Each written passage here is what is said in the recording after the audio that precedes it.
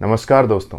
राजस्थान की कांग्रेस सरकार ने विधानसभा में 22 सितंबर 2022 को स्वास्थ्य मंत्री श्री प्रसादी लाल मीणा की अध्यक्षता में एक बिल पेश किया, जिसे 21 मार्च 2023 को विधानसभा में पारित कर दिया गया और जिसे नाम दिया गया आरटीएच यानी कि राइट टू हेल्थ विधेयक। राजस्थान विधानसभा से बड़ी खबर है। राइट टू हेल्थ बिल विधानसभा में पारित हो चुका है। राइट टू हेल्थ के खिलाफ जैसे सबको शिक्षा का हक या भोजन का हक है, वैसे ही सबको अच्छे स्वास्थ्य का भी हक है।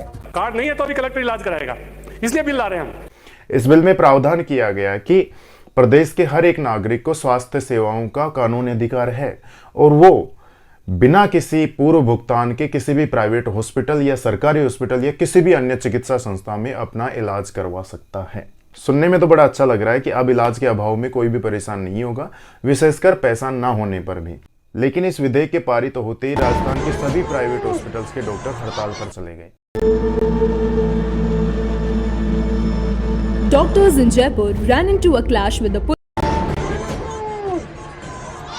राजस्थान में गहलोत सरकार की तरफ से पास राजस्थान में लगभग 2400 से भी अधिक प्राइवेट हॉस्पिटल्स और क्लिनिक हैं, जिनमें 500 से भी अधिक तो अकेले जयपुर में ही हैं। इन सभी के बंद हो जाने से मरीज इधर से उधर भटकते रहे और न केवल प्राइवेट डॉक्टर बल्कि सरकारी डॉक्टर भी हड़ताल पर चले गए। तो वो केवल नैतिकता के तौर पर गए थे या फिर उनका अपना कोई स्वार्थ था? खैर, इसका फैसला मैं आप पर छोड़ता हूँ। तो आइए जानते हैं कि आखिर इस बिल में था क्या। इस बिल के तहत राजस्थान के हर एक नागरिक को प्राइवेट और सरकारी हॉस्पिटल्स में आईपीडी और ओपीडी सेवाएं फ्री में मिलेंगी। अभी आईपीडी और ओपीडी क्या है? आईपीडी का मतलब है इन पेशेंट डिपार्टमेंट और ओपीडी का मतलब है आउट पेशेंट डिपार्टमेंट। तो ओपीडी के तहत आप हॉस्पिटल में जाते हैं, वहाँ जांच होती है, आपको दवा दी जाती है, लेकिन आपको हॉस्पिटलाइज नहीं किया जाता, मतलब हॉस्पिटल में एडमिट नहीं किया जाता। और आईपीडी के तहत आपको जांच के बाद कम से कम 24 घंटे हॉस्पिटल में एडमिट किया जाता है। तो इस बिल के तहत आईपीडी और ओपीडी सेवाएं फ्री में मिलेंगी। इस बिल के तहत आपको दवाएं, जांच, इमरजेंसी फैसिलिटी जैसे कि एम्बुलेंस और देखभाल, ये सब फ्री में मिलेंगी।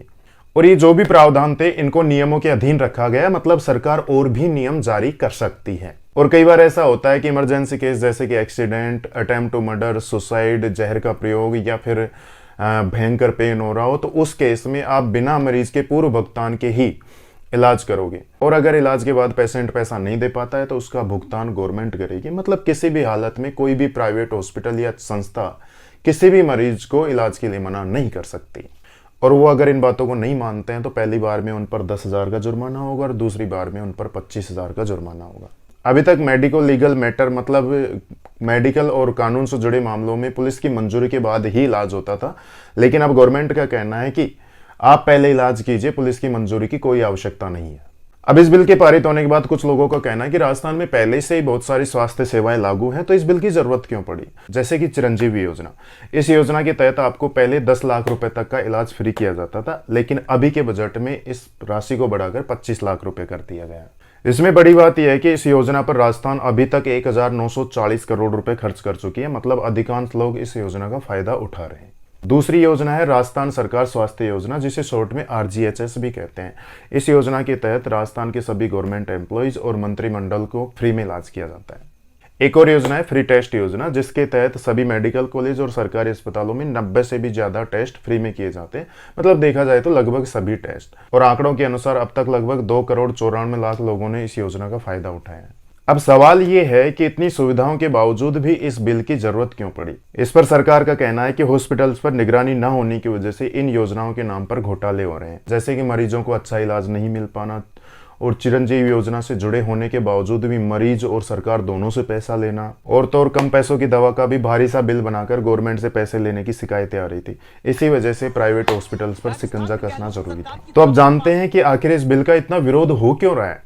इस बिल को लेकर डॉक्टर्स का कहना है कि समय के साथ गुणवत्तापूर्ण इलाज खत्म हो जाएगा और सिर्फ जेनेरिक दवाइयों से ही जनता का इलाज होगा। मतलब देखा जाए तो प्राइवेट हॉस्पिटल सस्ती दवाओं से इलाज करना शुरू कर देंगे। दूसरी बात यह है कि इमरजेंसी केस में कुछ लोकल लीडर्स और छुटभइये भैया हॉस्पिटल्स में हंगामा करने लग जाएंगे कि नहीं, हमें तो पहले इलाज चाहिए, हमारी प्रॉब्लम ज्यादा है। तो ऐसी स्थिति में डॉक्टर्स क्या करेंगे? इसको लेकर भी सरकार ने स्पष्ट नहीं किया कि इलाज के बाद पैसा कहां से और कैसे मिलेगा। और ऐसी कंडीशन में अस्पतालों को नुकसान उठाना पड़ेगा और धीरे धीरे अस्पताल बंद होने लग जाएंगे। इतना फ्रीडम मिलने के बाद डॉक्टर्स को पेशेंट या पेशेंट के गार्जियन को हैंडल करना भी मुश्किल हो जाएगा, क्योंकि कई बार ऐसा होता है कि गायनी की प्रॉब्लम वाला मरीज जाता है और हॉस्पिटल में वो डॉक्टर नहीं मिल पाता और उसकी जगह जैसे मान लो कि सर्जन डॉक्टर मिल गया। अब वो कहेगा कि नहीं, हमें तो ये अधिकार मिला हुआ है, हमें तो इमरजेंसी में इलाज चाहिए।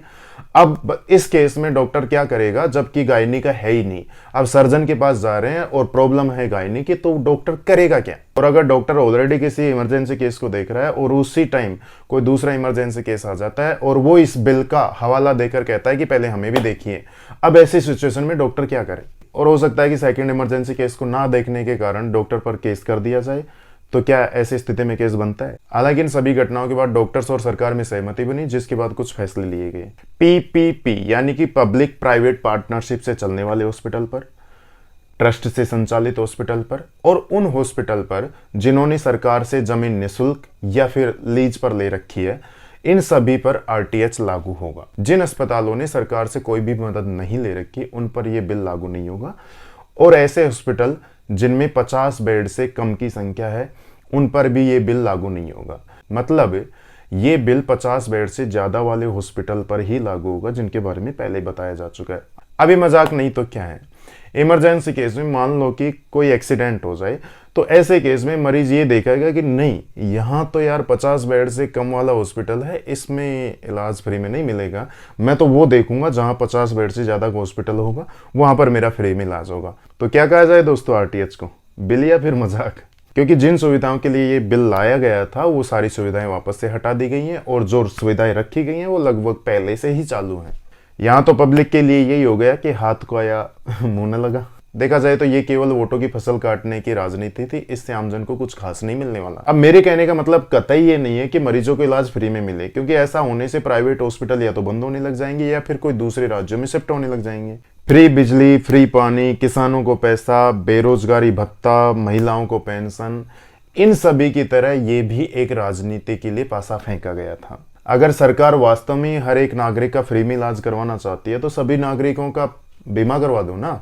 इस तरह से हर एक नागरिक बीमा के आधार पर इलाज करवा लेगा। लेकिन इन सभी योजनाओं में होने वाले घोटालों से बचने के लिए निगरानी तंत्र भी होना चाहिए, क्योंकि जैसे चिरंजीवी और आरजीएचएस की बात करें तो कई बार होता है कि जुकाम की भी बीमारी हो, 150 रुपये, 200, 300, 400, 500, मान लो कि दवा तो इतने की ली, लेकिन बिल बना दिया जाता है 3-4 हज़ार रुपये का। ऐसे ही आरजीएचएस में गवर्नमेंट जॉब में कोई और है और इलाज कोई और ही करवा रहा है। भविष्य को दांव पर लगाकर फ्री की योजनाएं चलाने वाली सरकारें किसी भी प्रदेश या देश के लिए अच्छी नहीं है। फ्री की योजनाएं एक तो लोगों को निकम्मा बनाती है और दूसरा प्रदेश या देश पर कर्ज का बोझ और बढ़ाती है। जो पैसा प्रदेश के विकास पर खर्च होना चाहिए, वो पैसा इन योजनाओं की भेंट चढ़ जाता है। इसलिए जनता को इन फ्री की योजनाओं की वास्तविकता को समझना चाहिए, क्योंकि आज का बड़ा फायदा भविष्य का बहुत बड़ा नुकसान बन सकता है। और अगर फिर भी आपको समझ नहीं है तो श्रीलंका, पाकिस्तान या फिर जिम्बाब्वे का उदाहरण देख सकते हो।